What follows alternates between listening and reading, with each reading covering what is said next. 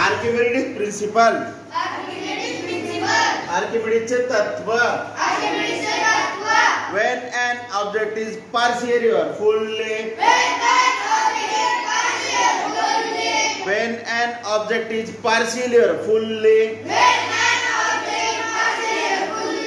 immersed in a fluid a force of buoyancy acts on it a force of buoyancy acts on it in the upward direction in the upward direction this force is equal to the this force is equals to the weight of the fluid displaced by the object when an object is partially or fully immersed in a fluid a force of buoyancy acts on it in the upward direction this force is equal to the weight of the fluid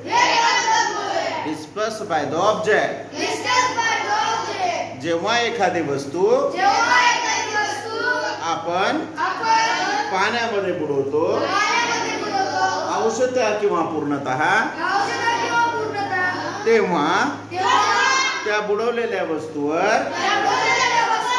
ते द्रव किंवा वायू वरच्या दिशेने एक प्लावक बल लावते हे लावलेले बल म्हणजेच त्या बाहेर पडलेल्या द्राव्याच्या वजना एवढा असतो सिंपल भाषेमध्ये सांगायचं म्हणजे जर आपण एखादं भरलेलं जग असेल किंवा पातेलं असेल टचटच भरलेलं त्याच्यात जर एखादा आपण दगड टाकला तर ते दगड टाकल्याच्या नंतर जर पाणी बाहेर पडतं तेव्हा